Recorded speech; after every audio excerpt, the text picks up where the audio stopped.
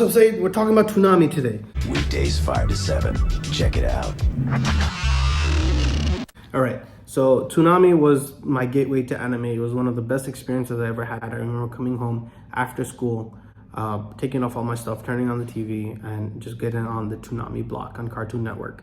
DBZ, Yu Yu Hakusho, Rurouni Kenshin, Outlaw Star, Tenchi Muyo, Sailor Moon, Ronin Warriors, Gundam Wing, American cartoons like Batman, Superman, and all that good stuff. It's like one of those things that opened my mind, my horizon to all the different types of animation that was out there in the world. And it was actually really fun watching with my brothers growing up. So it's actually one of my fondest memories, turning on the TV, watching DBZ. And I remember specifically the Majin Buu arc where Vegeta was about to like, and then the episode ended, and then we're like, what happens next?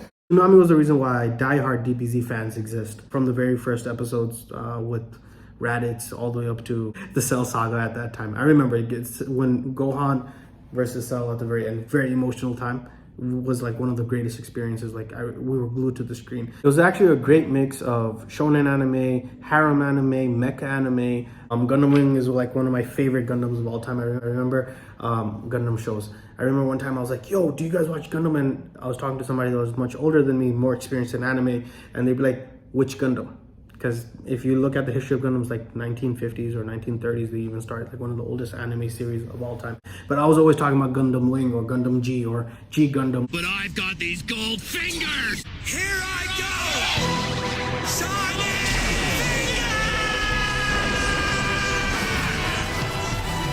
Shining finger, psh, burning hand. Psh.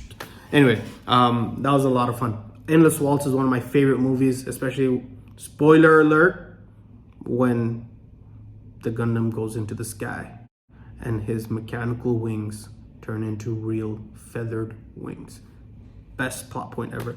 And it was only through like this Toonami Block segment that we got that. I remember like so Cartoon Network is like channel 22 and WB was channel 11. And sometimes you could find DBZ on channel 11 or Dragon Ball every now and then, but Toonami was the main block where you got all of that. More of an experience because when you got home and you watched the episode, if you didn't watch that episode, that was it, that was done, right? You didn't have another means of watching that episode that kind of like went away. There was reruns on Toonami every now and then, but you didn't know when it happened, right? You weren't well versed in TV Guide or the upcoming schedule. And I remember the only exception was like Adult Swim, where if you got up to the Adult Swim section of Toonami, well, technically it's not Toonami, but it led into Adult Swim, like you'd see it at 10, 11, 12 o'clock. And then you had another chance. If you missed that episode, you had another chance of waking up at 4 a.m. and watching that episode. And I remember my brother used to wake up at 4 a.m. watching like Big O or Full Metal Alchemist because he missed the night's episode. Before that, he fell asleep. It was kind of an experience that you didn't have a chance to go online to watch clips and all that stuff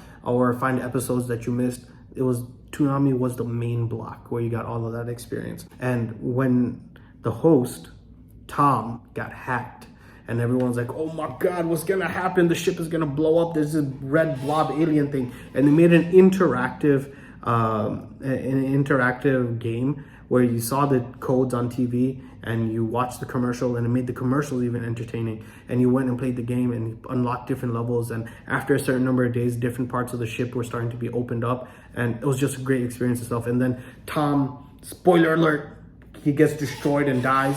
But then he comes back as cool black Tom. Most people don't realize that Tom was like a white robot and then he turned into a black robot, which kind of weird. Anyway, then he became a small nerdy robot, but we don't talk about those days. Those are like the bad days. Toonami was one of my greatest experiences growing up. Definitely loved it. Very nostalgic about it. And if you look up, I think if you look up Toonami quote segments or Toonami inspiration segments, they were some of the best inspirations, and they took different clips from the animes and put them all together over the voiceover of Tom, who, by the way, if you did not know, is the voice of Cowboy Bebop. Bebop, bop, bop. If you made this far, if nobody loves you, I love you. Toonami loves you. And I'll see you on the next one. Bye-bye. So it was really great experience. Toonami was like one of those